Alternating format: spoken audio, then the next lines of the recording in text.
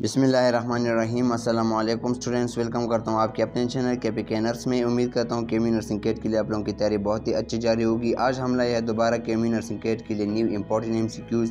जैसे कि स्टूडेंट की डिमांड थी, आप लोगों के कमेंट में पढ़ता रहता हूँ, वहाँ पर स्टूडेंट बहुत पूछ रहे थे कि सर आप कब एक्सरसाइज की वीडियो MCQs के अपलोड करने वाले हैं। मैं आज लाया हूँ FSC सेकेंड ईयर बायोलॉजी से इंपॉर्टेंट एक्सरसाइज MCQs। जैसे कि आप जानते हैं आपको एक्सरसाइज की MCQs गाइड से भी मिलेंगे, लेकिन यहाँ पर मैंने कंसेप्ट भी देना है और इम्पोर्टेंट पॉइंट बताने हैं जो कि MUCAT के लिए बहुत इंपॉर्टेंट है। तो अपने साथ नोट्स लीजिए और पेन लीजिए ताकि मैं जो बताता हूँ पॉइंट अपने साथ लिख लीजिए। और इसके अलावा अगर आपने रोल नंबर डाउनलोड ना किया हो तो हमने पहले ही वीडियो अपलोड की हुई है कल, तो वहाँ से आप देखकर अपना रोल नंबर डाउनलोड कीजिए। और इसके अलावा ये वीडियो थोड़ी सी लेट इसलिए ये वीडियो हो गया क्योंकि मुझे थोड़ा सा थ्रोट इन्फेक्शन था और साथ फीवर भी था। अल्हम्दुलिल्लाह अभी मैं थोड़ा सा अच्छा महसूस कर रहा हूँ। तो आज हम लाए हैं आपके लिए new important MCQs with explanation. तो आइए, हमारे पास पहले MCQs है। Question number 1, the wall of the trachea wind pipe and bronchi of the men is furnished with series of incomplete. यहाँ पर बताया जा रहा है कि जो ट्रेकिया या वाइंड पाइप या ब्रोंकाई की जो वाल है किसी भी मेन की ये मतलब नहीं कि सिर्फ मेल, बल्कि यहाँ पर ह्यूमन बींग के बारे में बात की जा रही है कि इन सीरीज ऑफ इनकम्प्लीट, जो इनकम्प्लीट भी है तो किस चीज़ से बने हैं। Option A cartilaginous plate, option B chitinous ring, option C cartilaginous rings, option D muscular rings. तो हमारे पास राइट ऑप्शन क्या आता है? Option C. लेकिन यहाँ पर इसके साथ इंपॉर्टेंट MCQs ये भी आ सकते हैं कि हमारे पास कितने हैं कार्टिलेजिनस रिंग। हमारे पास 60 to 20 है। ये आपके बुक के टॉपिक में वाज़ेह तौर पर एक्सप्लेन किया गया है कि 60 to 20 कार्टिलेजिनस रिंग्स होते हैं और ये हॉर्स शू की तरह होते हैं। और शू जो घोड़ों को जो पहनाए जाते हैं रिंग स्ट्रक्चर में होते हैं, लेकिन इनकम्प्लीट होते हैं और ये बैकवर्ड ओपन होते हैं। एक सर्कल तो गोल होता है और एक जो सर्कल इनकम्प्लीट होता है। तो यहाँ पर आपने इंपॉर्टेंस की याद रखने की इनकम्प्लीट होता है। तो हमारे पास राइट ऑप्शन इज सी। हमारे पास सेकंड MCQs है, what does not happen during inspiration in man. Inspiration के दौरान क्या नहीं होता, यानी कि इंस्पायरेशन में नीचे दिए हुए सारे होते लेकिन एक नहीं होता। क्या नहीं होता?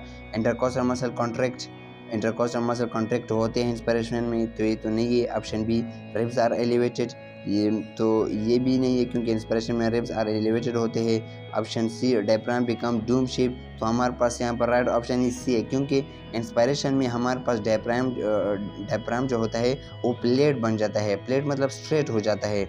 नॉर्मली एक्सपायरेशन में क्या होता है? Diaphragm become dome shape. तो यहाँ पर इंस्पायरेशन के बारे में बात पूछ रहे, तो यहाँ पर हमारे पास डायफ्राम बिकम डूम शेप ये नहीं आता। तो हमारे पास राइट ऑप्शन ही सी। तो हमारे पास इंस्पायरेशन में प्लेट डायफ्राम होता है। तो हमारे पास यहाँ पर राइट ऑप्शन इज सी। हमारे पास अगला क्वेश्चन है, the lateral wall of the chest cavity of the man are composed of. यहाँ पर लेटरल वॉल चेस्ट कैविटी के बारे में बात की जा रही है, थोरेसिक कैविटी के बारे में, जहाँ पर लंग्स लोकेटेड है। तो हमारे पास राइट ऑप्शन कौन सा आता है? Option A ribs, option B intercostal muscle, option C ribs and intercostal muscle, option D ribs intercostal muscle and diaphragm. तो हमारे पास राइट ऑप्शन क्या आता है बताइए? हमारे पास right option is ribs and intercostal muscle, क्योंकि हम जहाँ पर हमारे लंग्स लोकेटेड होते हैं तो उसी कैविटी में, तो वो रिब्स और इंटरकोस्टल मसल से बनी होती है। और डायफ्राम तो वो तो अगला नीचे वाला हिस्सा होता है जहाँ पर लंग्स ऊपर होते हैं। तो हमारे पास सिर्फ दो चीज़ से बने होते हैं, रिब्स एंड इंटरकोस्टल मसल। हमारे पास अगला क्वेश्चन है, हमारे पास है question number 4, when the human blood leaves the capillary bed of the tissue most of the carbon dioxide in the form of. जब ह्यूमन ब्लड जो होता है वो टिश्यू के कैपिलरी को जब लीक करता है तो हमारे पास कार्बन डाइऑक्साइड किस फॉर्म में ज़्यादा होता है? हमारे पास ऑप्शन ए है कार्बोनिक एसिड में, ऑप्शन बी बाइकार्बोनेट आयंस में, ऑप्शन सी कार्बोक्सिलिक एसिड में, option D none of the above. तो हमारे पास राइट ऑप्शन आता है कार्बोनिक एसिड में। लेकिन आपने ज़रूर याद रखना है कि जब कार्बन डाइऑक्साइड और H2O हमारी बॉडी में मिल जाते हैं तो कार्बोनिक एसिड बनाता है। तो और कार्बोनिक एसिड अनस्टेबल कंपाउंड होता है, ये भी याद रखें।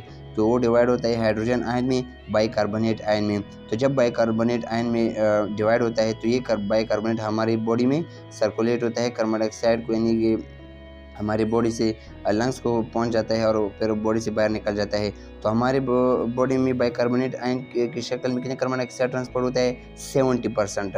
और एज अ कार्बोक्सी हीमोग्लोबिन कितना परसेंट ट्रांसपोर्ट होता है 23%। और प्लाज्मा के लेवल में कार्बन डाइऑक्साइड कितना ट्रांसपोर्ट होता है हमारे बॉडी में 7%। तो ये तो आपको ज़रूर पता होगा। तो हमारे पास राइट ऑप्शन यहाँ पर कार्बोनिक एसिड आता है। जो एमसीक्यूज में बताता हूँ प्लीज़ अपने साथ नोट करते जाइए। Question number 5, which sequence of the organs is correct in air passageway of the man, यानी कि कौन सा correct sequence of the organ है जब हमारे बॉडी में एयर इंटर होता है तो पहले कहाँ से लास्ट कहाँ तक पहुँच जाता है। तो हमारे पास यहाँ पर राइट ऑप्शन जो आता है ऑप्शन नंबर डी, नज़ल कैविटी से पास होकर फेरिंक्स में जाता है और फेरिंक्स यानी कि बकल कैविटी से फिर जाकर लेरिंक्स में जाता है। लेरिंक्स जहाँ पर साउंड भी प्रोड्यूस होता है, लेरिंक्स से जाकर ट्रेकिया में पहुंच जाता है और ट्रेकिया में फिर डिवाइड होता है ब्रोंकाई और ब्रोंकाई से ब्रोंक्यूल्स, और ब्रोंक्यूल्स को आप जानते हैं कि वहाँ पर कार्टिलेजिनस प्लेट नहीं होते। तो यहाँ पर ये आप लोगों को इम्पोर्टेंट याद रखना चाहिए। हमारे पास अगला क्वेश्चन है, which part of the air passageway passes the cartilage plate in its way। तो हमारे पास ऑप्शन ए है bronchioles, option B distal region of the bronchi, option C proximal region of the bronchi, option D trachea. तो हमारे पास right option क्या आता है, which part of the air passageway passes cartilaginous plate in its way। तो हमारे airway में cartilaginous plate कहाँ किस तरह होते हैं, कार्टिलेजिनस प्लेट हमारे ट्रेकिया में होते हैं और ये कार्टिलेजिनस प्लेट ब्रोंकाई में भी होते हैं पर लेकिन ब्रोंक्यूल्स में नहीं होते। तो हमारे पास trachea is the right option. हमारे पास अगला क्वेश्चन है, human lungs are spongy due to presence of the million of the human lungs जो होते हैं वो स्पॉन्जी होते हैं और उसमें मिलियन ऑफ द क्या होते हैं, option A bronchi, option B alveoli, option D bronchioles, option D trachea. तो हमारे पास राइट ऑप्शन जो होता है एल्वोलाई। एल्वोलाई जो होता है ये हमारा लास्ट पोर्शन है जहाँ पर कार्बन डाइऑक्साइड और ऑक्सीजन ट्रांसपोर्ट होता है लंग्स को ब्लड और लंग्स में के दरमियान और फिर ये बॉडी से बाहर निकलता है। और इसकी जो वाल है एल्वोलाई की जो वाल है 0.1 माइक्रोमीटर है, अपने साथ लिख लीजिएगा। और ये हमारा देयर आर और 700 मिलियन एल्वोलाई इन और लंग्स, हमारे लंग्स में 700 मिलियन एल्वोलाई है, ये भी अपने साथ लिख ले 700 मिलियन। और ये 700 मिलियन एल्वोलाई कितने एरिया कवर करता है, surface area 70 to 90 metre square. तो आप लोगों को यहाँ से बहुत सारे एमसीक्यूज क्लियर हो गए। हमारे पास अगला क्वेश्चन है, which event is not associated with the activity of expiration.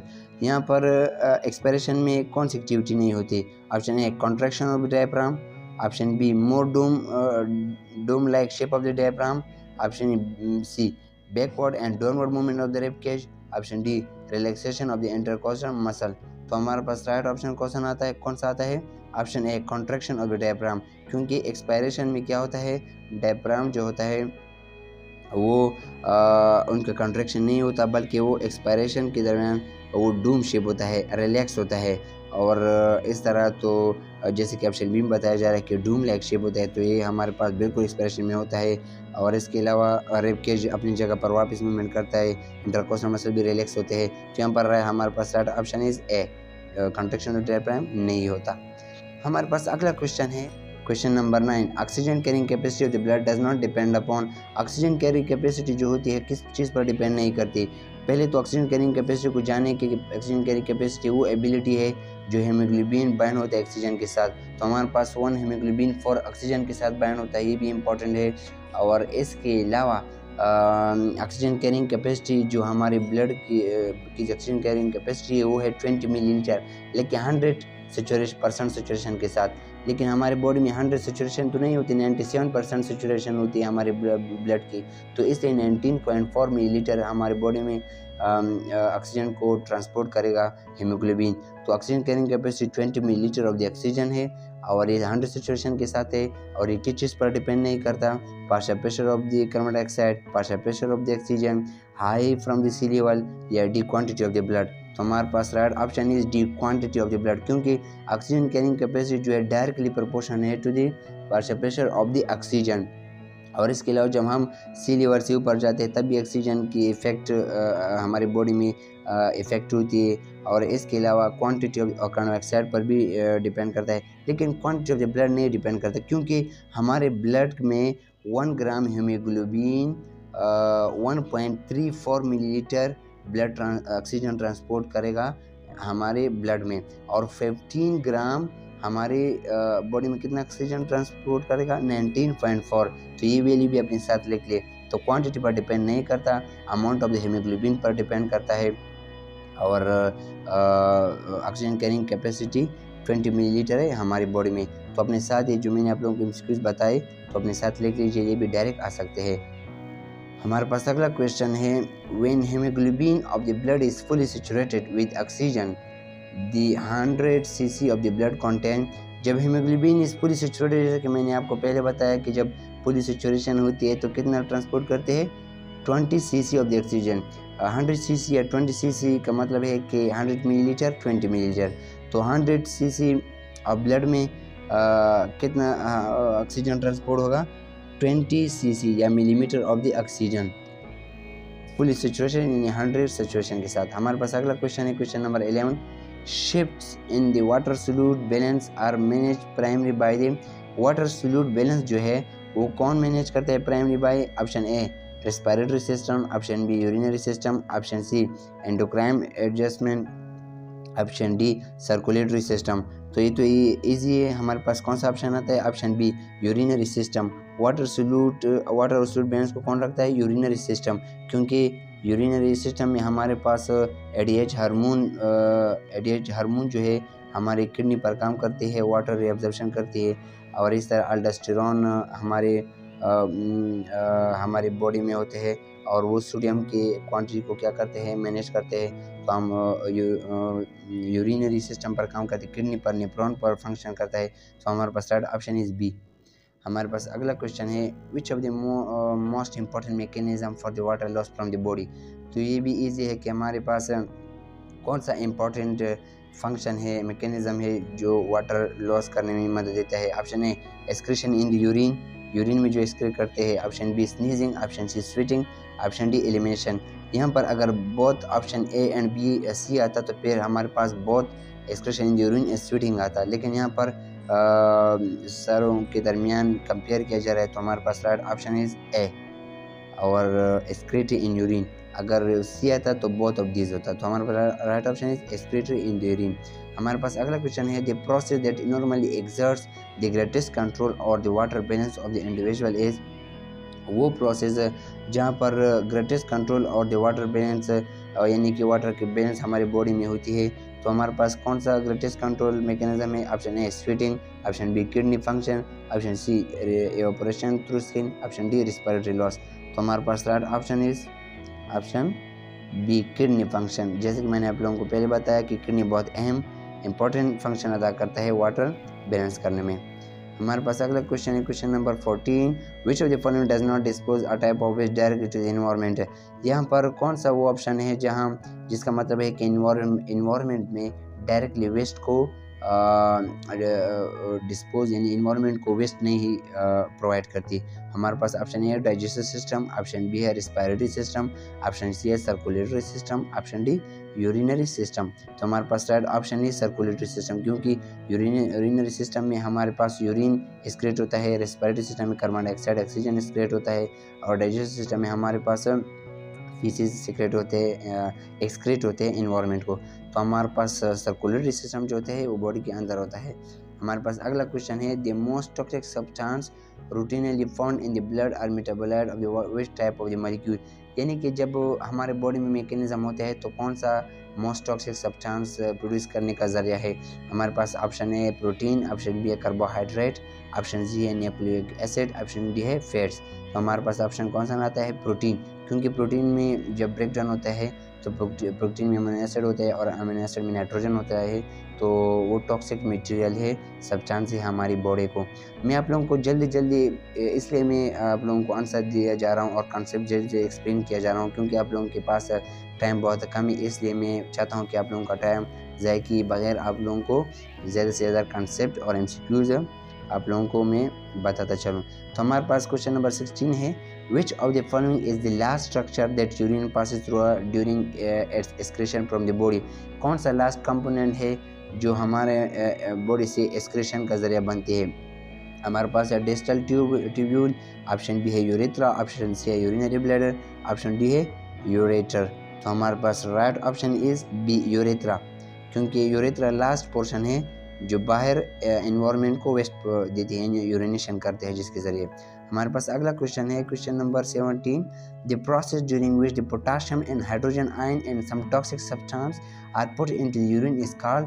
वो प्रोसेस जिसमें पोटाशियम और हाइड्रोजन आयन क्या होते हैं, यानी कि जो टॉक्सिक सब्सटेंस होते हैं यूरिन में ऑब्जर्व किए जाते हैं या इन यूरिन को एक्सक्रीट किए जाते हैं। तो हमारे पास कौन सा ऑप्शन आता है? Option A tubular secretion, option B reabsorption, option C filtration, option D counter current multiplication. तो हमारे पास right option is tubular secretion. नाम से ज़ाहिर होता है यहाँ पर ट्यूब्यूल से इस तरह सेक्रेशन होती है, इस तरह के सब्सटेंसेस जो टॉक्सिक होते हैं हमारे बॉडी को, जब कोई ड्रग्स लेते हैं तो वो ड्रग जो जब मेटाबॉलिज्म होती है तो उससे टॉक्सिक मटेरियल सेक्रेट होते हैं, और ये टॉक्सिक मटेरियल हमारे बॉडी के लिए टॉक्सिक होते हैं तो वो यूरिन में पास होते हैं, क्योंकि ट्यूबुलर सेक्रेशन एक प्रोसेस है जो कि यूरिन परमिशन में होता है। तो ट्यूबुलर सेक्रेशन मॉलिक्यूल को सेक्रेट करता है यूरिन में ताकि बाहर निकल जाए हमारी बॉडी से।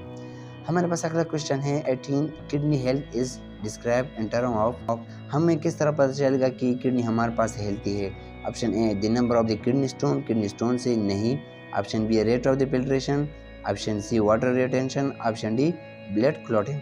तो हमारे पास right option is rate of filtration, यानी कि किडनी का फंक्शन ही है कि वो फिल्ट्रेशन करता है। तो अगर किडनी का फिल्ट्रेशन अच्छा हो तो हमारे पास वो किडनी हेल्थी है। हमारे पास अगला क्वेश्चन है question number 19। Why there is no glucose present in the filtrate and distal tubule of the nephron. जैसे कि हम जानते हैं हमारे पास जब बोमन कैप्सूल से फ्लूइड पास होते हैं तो वो प्रोक्सिमल कन्वेटिव ट्यूब्यूल में आता है, और फिर प्रोक्सिमल कन्वेटिव ट्यूब्यूल से आकर डिस्टल कन्वेटिव ट्यूब्यूल में आता है। तो हमारे पास यहाँ पर डिस्टल कन्वेटिव ट्यूब्यूल के बारे में पूछ रहे हैं कि क्यों ग्लूकोज वहाँ पर नहीं होता, फिल्टर नहीं होता। क्योंकि option A its molecule are too large to passes across the basement membrane, इसके मॉलिक्यूल बहुत लार्ज होते हैं। Option B it is removed by the osmosis from the tubule, option C it is pass passively observed by the cells lining the descending lobe of the Henle, या option D it is actively observed by the proximal tubule cell। तो हमारे पास right option क्या आता है? Option number D, क्योंकि proximal convective tubule जो होता है, पहले तो ये अपने साथ लिख ले कि ये मोस्ट राउंडिंग, ये इस तरह का पार्ट है जो मोस्टली बहुत ज़्यादा राउंड हुआ है अपनी जगह पर, यानी कि एक ही जगह पर बहुत सा फोल्ड हुआ है प्रोक्सिमल कन्वेटिव ट्यूब्यूल। और इसके अलावा इसमें 80% जो होता है रिअब्जॉर्प्शन होती है, तो इसलिए इसमें क्या होता है, ग्लूकोज भी होता है, अमीनो एसिड में होता है, और वाटर, और इसके अलावा विटामिन होते हैं, हार्मोन होते हैं। 80% ऑब्जर्वेशन यह होती है, ये भी अपने साथ रख ले।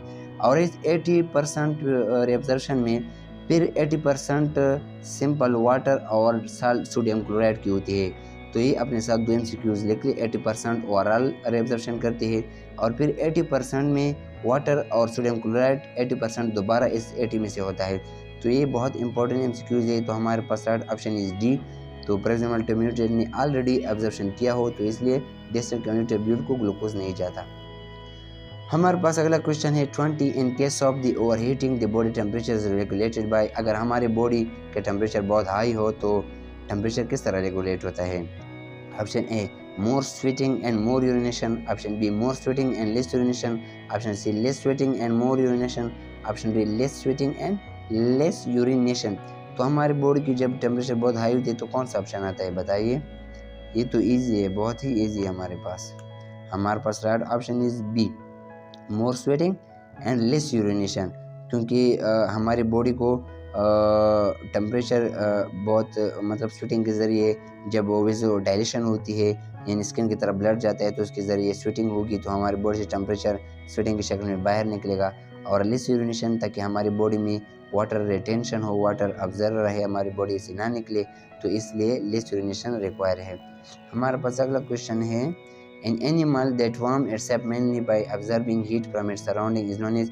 वो एनिमल्स जो क्या करते हैं, हीट ऑब्जर्व करते हैं सराउंडिंग से, इन्हें अपनी बॉडी में नहीं बनाते। Option A homeotherm, option B ectotherm, option C endotherm, option D none of the above.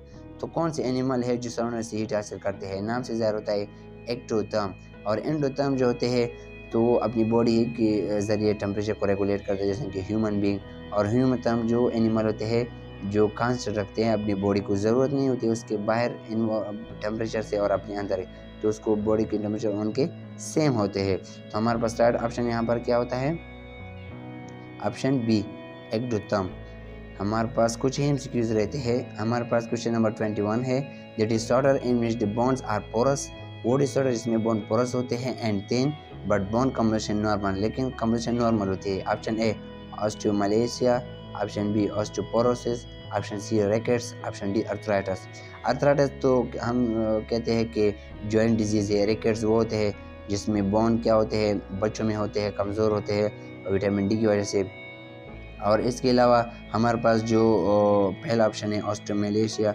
Osteomalacia जो होता है वो सॉफ्ट बॉन्ड, उसमें बॉन्ड सॉफ्ट होते हैं। तो हमारे पास जो पोरस होते हैं ऑस्टियोपोरोसिस नाम से ज़ाहिर होते हैं। Osteo mean bone, porosis mean porous. हमारे पास अगला क्वेश्चन है 23, the organic portion of the bones matrix is important in providing all, but portion bone दो चीज़ से बना होता है। पहली 30% जो होता है ऑर्गेनिक से बना होता है उसका मैट्रिक्स, और जो बाकी 70% रहता है वो इनऑर्गेनिक होता है। और इस यहाँ पर इस 30% के बारे में पूछ रहे हैं कि वो सारे फंक्शन अदा करता है लेकिन एक नहीं करता। वो कौन सा नहीं करता? ऑप्शन ए टेंसाइल स्ट्रेंथ नहीं प्रोवाइड करता, option B hardness, option C to resist stretch, option D flexibility. तो हमारे पास कौन सा ऑप्शन आता है? Option B hardness, tensile strength, to resist stretch, flexibility, all इसके फंक्शन है, लेकिन हार्डनेस से ऑर्गेनिक पोर्शन प्रोवाइड नहीं करता। तो इनऑर्गेनिक हमारे पास 70% हमारे पास इनऑर्गेनिक से बॉन्ड बनता है। हमारे पास अगला क्वेश्चन है, the remodelling of the bond in a function of which cell. Remodelling of the bond is a function of which cell. Bonds की जो रिमॉडलिंग है, अगर एक बार बॉन्ड टूट जाए और दोबारा रिमॉडलिंग कौन करता है? Option A chondrocyte and osteocytes, option B osteoblast and osteoclast, option C chondroblast and osteoclast, option D osteoblast and osteocytes. तो हमारे पास राइट ऑप्शन कौन सा आता है? Option D osteoblast and osteocyte. Osteoblast वो सेल होते हैं, ब्लास्ट जहाँ भी आता है ना तो वो क्या होता है, उससे दूसरी न्यू सेल प्रोड्यूस होते हैं, तो बिल्कुल न्यू सेल प्रोड्यूस होंगे। और ऑस्टियोसाइट से ये भी बॉन्ड फॉर्मिंग सेल है, ये भी इंपॉर्टेंट है। तो हमारे पास right option is D osteoblast and osteocytes. हमारे पास 25 आखिरी कुछ एमसीक्यूज रहते हैं। हमारे पास 25 है, in skeleton muscle calcium facilitate the contraction by binding to. Skeleton muscle में जैसे कि आप जानते हैं कि कैल्शियम जब रिलीज होता है तो कैल्शियम किस चीज़ के साथ अटैच होकर कॉन्ट्रैक्शन को जनरेट करता है? हमारे पास ऑप्शन है, option A tropomyosin, option B actin, option C troponin, option D myosin. तो हमारे पास राइट ऑप्शन यहाँ पर कौन सा आता है? Option C troponin. थोड़ा सा इस अपनी कंसेप्ट को क्लियर करें, अपने साथ पेन ले लीजिए और लिख ली कि हमारे पास मसल में दो किस्म के फिलामेंट होते हैं, एक थिन होते हैं, एक थिक होते हैं। थिन जो होते हैं वो एक्टिन प्रोटीन से बने होते हैं और थिक जो होते हैं वो मायोसिन से बने होते हैं। तो मायोसिन तो ये एक हो गया, और जो थिन होते हैं एक्टिन, एक्टिन में फिर मज़ीद दो प्रोटीन है पार्ट है, ट्रोपोनिन एंड ट्रोपोमाइसिन, ट्रोपोनिन एंड ट्रोपोमाइसिन। तो हमारे पास जो ट्रोपोनिन और ट्रोपोमाइसिन है उनमें से एक जो है जैसे कि ऑप्शन सी है ट्रोपोनिन, उस पर कैल्शियम अटैच होता है तो ये कॉन्ट्रैक्शन में हेल्प देता है। तो हमारे पास यहाँ पर राइट ऑप्शन जो है ट्रोपोनिन। हमारे पास अगला क्वेश्चन है, which of the following statement concerning the role of the calcium ion in the contraction of the skeletal muscle is correct. Calcium ion जो है वो contraction skeleton contraction muscle contraction के साथ किस तरह रिलेटेड है? Option A the mitochondria act as a store of the calcium for the contractile process, यानी mitochondria calcium को स्टोर करता है कॉन्ट्रैक्शन के लिए। Option B calcium entry across the plasma membrane is important in sustaining the contraction of the skeletal muscle. Option C, a rise in the intracellular calcium level actin and interact with myosin. Option D, the tension of the skeletal muscle fiber is partly regulated by the G protein muscle. तो हमारे पास right option जो है option C, a rise in intracellular calcium allow the actin to interact with myosin। तो ये हमारे पास right option है। तो ये इतना इंपॉर्टेंट नहीं है क्योंकि इतना बड़ा क्वेश्चन वो डायरेक्ट नहीं यहाँ से उठा सकते। हमारे पास अगला क्वेश्चन है 27. The function of the T tubules in muscle contraction is to T tubule जो होते हैं, जैसे कि आप जानते हैं कि मसल फाइबर में होते हैं, तो हमारे पास क्या फंक्शन अदा करते हैं? Option A make and store the glycogen, option B release the calcium into cell and then pick it again, यानी कैल्शियम को रिलीज भी करते हो दोबारा पिकअप करता है। Option C make action potassium deep into the muscle cell, option D to hammer the nerve impulses. तो हमारे पास राइट ऑप्शन कौन सा आता है, बताइए। राइट ऑप्शन जो आता है वो है make action potassium deep into the muscle cell. ये एक्शन पोटेशियम को क्या करता है, मसल में देने में, जनरेट करने में हेल्प करता है। हमारे पास अगला क्वेश्चन है the site where the motor nerve impulse is transmitted from the nerve ending to the skeleton muscle, यानी कि वो साइड जहाँ मोटर नर्व इम्पल्स से जो सिग्नल है ट्रांसमिटेड फ्रॉम नर्व एंडिंग से स्केलेटन मसल में जाता है, तो किसके ज़रिए जाता है? यानी कि हम किसी भी चीज़ को टच करते हैं तो हम वो जो नर्व जो इम्पल्स है, सिग्नल जो है वो किस तरह नर्व से स्केलेटन मसल में जाएगा ताकि वो कॉन्ट्रैक्शन कर सके। Option A neuromuscular junction, option B sarcomeres, option C myofilaments, option D Z disc. तो हमारे पास राइट ऑप्शन जिस नाम से ज़ाहिर होता है, नर्व से स्केलेटन मसल में सिग्नल के जाने के लिए न्यूरोमस्कुलर जंक्शन, ये एक जंक्शन है तो ये रिक्वायर होता है। और सर्कोमियर क्या होता है? आप लोगों ने पढ़ा होगा कि सर्कोमियर क्या होता है। सर्कोमियर जो होता है ये आप लोगों को ज़रूर आ सकता है एटम में कि ये सर्कोमियर जो होता है ये मायोफाइब्रिल जो होता है। पहले तो फाइबर को जाने, मसल में फाइबर होता है, फाइबर को जब मज़ीद हम माइक्रोस्कोप के ज़रिए देखने की कोशिश करते हैं तो मायोफाइब्रिल आते हैं। मायोफाइब्रिल को जब मज़ीद फोकस करते हैं तो मायोफाइब्रिल के बाद छोटे से यूनिट होते हैं, सर्कोमियर होते हैं। तो sarcomere is the myofibril consist of the smaller contractile unit. ये आप लोगों की बुक से ये जुमला है, सेंटेंस है। Myofibril consist of the smaller contractile unit called sarcomeres. और सर्कोमियर क्या होता है? It is the region between two Z lines. और जेड लाइन क्या होता है मैं आपको स्टार्ट से समझाता हूँ। सर्कोमियर में क्या होते हैं, एक डार्क रीजन होता है, यानी कि डार्क होता है ब्लैक सा, और एक लाइट रीजन होता है। डार्क जो रीजन होता है वो ए बैंड से ज़ाहिर होता है, डार्क DARK। तो यहाँ पर ए आता है तो ए बैंड यहाँ पर आप रटा कर ले। और इसमें लाइट रीजन भी होता है, और लाइट में क्या आता है LIGH, लाइट। तो यहाँ पर आप एल को रटा कर ले यहाँ से, सॉरी आई को, तो dark A, light I band. और जो डार्क होता है ए बैंड से रिप्रेजेंट होता है वो इन आइसोटोप्स होते हैं, और लाइट जो आई बैंड से रिप्रेजेंट होते हैं वो आइसोटोप्स होते हैं। ये आपने लिखना होता है क्योंकि ये आप फिर भूल जाते हैं बाद में। और आपको पता होगा कि जेड लाइन क्या होता है और एम लाइन क्या होता है। Each A band has a lighter in mid section strip called H zone. फिर ए बैंड कौन सा बैंड होता है? डार्क बैंड होता है। तो डार्क में एक मिड सेक्शन होता है तो उसको क्या कहा जाता है? H zone. तो आपने एज जोन को भी जाना, लेकिन जेड जोन किसे कहा जाता है? जेड लाइन जो होता है वो लाइट बैंड में यानी आई बैंड में मिड लाइन दरमियान सा लाइन होता है तो उसको जेड लाइन कहा जाता है। तो यानी कि दो लाइट बैंड के दरमियान जो जेड लाइन होता है, उस दो जेड लाइन के दरमियान जो स्पेस होता है उसको सर्कोमियर कहा जाता है। तो a sarcomere is a region of a myofibril between two successive Z line. तो ये कुछ इस तरह के एमसीक्यूज़ है कि ये आपको जब प्रैक्टिस आपके बार बार इसके प्रैक्टिस करते हैं तब आपको याद आता है। तो ये अपने साथ अगर आपको समझ ना आई हो तो फिर आप दोबारा इस वीडियो को देख लीजिएगा, इंशाल्लाह आपको ज़रूर समझ आएगा। हमारे पास 29 है myoglobin has a special function in the muscle tissue. Myoglobin, myo mean muscle, globin mean globin जो प्रोटीन है, तो मसल में प्रोटीन होते हैं। हमारे पास ऑप्शन है इट ब्रेक डाउन ग्लाइकोजन, क्या ये ग्लाइकोजन को ब्रेक डाउन करता है? Option B its a contractile protein, ये कॉन्ट्रैक्टाइल प्रोटीन होता है। Option C it hold a reserve supply of oxygen in the muscle. तो हमारे पास थर्ड ऑप्शन इज सी, ये क्या करता है? ऑक्सीजन को क्या करता है? रिजर्व करता है, और जब ज़रूरत होती है तो यह हमारी बॉडी को रिलीज़ करता है। तो हमारे पास थर्ड ऑप्शन इज सी। हमारे पास अगला क्वेश्चन है, मैं आपको बताता चलूँ ये भी आ सकता है कि हमारे बॉडी में आप लोगों के टॉपिक में से एमसीक्यूज आ सकता है कि 35% एनर्जी हमारी बॉडी मसल कॉन्ट्रैक्शन के दरमियान हमारे पास 35% एनर्जी यूज़ होती है मसल कॉन्ट्रैक्शन में या कोई भी काम करने में, और जो रिमेनिंग जो परसेंटेज रहती है वो ज़ाया होती है हीट लॉस में। तो ये भी इंपॉर्टेंट एमसीक्यूज आ सकता है। तो ये थे आप लोगों के चैप्टर वाइज एमसीक्यूज। इंशाल्लाह नेक्स्ट हम फिर दोबारा चैप्टर वाइज एमसीक्यूज अपलोड करेंगे विद एक्सप्लेनेशन एंड आंसर की एक्सप्लेनेशन। तो प्लीज़ अपने साथ नोट करते जाएगा, क्योंकि फिर आपको बाद में फिर भूल जाते हैं।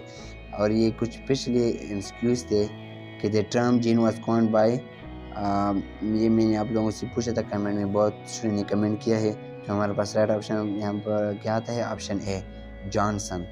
और इसके अलावा इक्विलिब्रियम में क्या नहीं होता, एक्सीलरेशन नहीं होता, एज इक्वल टू 0, ये भी इम्पोर्टेंट है फिज़िक्स का। और इसके अलावा ये मैं आपको जो पहले मैंने आपको वीडियो अपलोड की हुई है वो ये पिछले एमसीक्यूज है। और इसके अलावा ये है ट्रिपल ए एंड बी में कौन से होते हैं, violet blue light, sound wave can not be polarise. तो ये पिछले एमसीक्यूज है।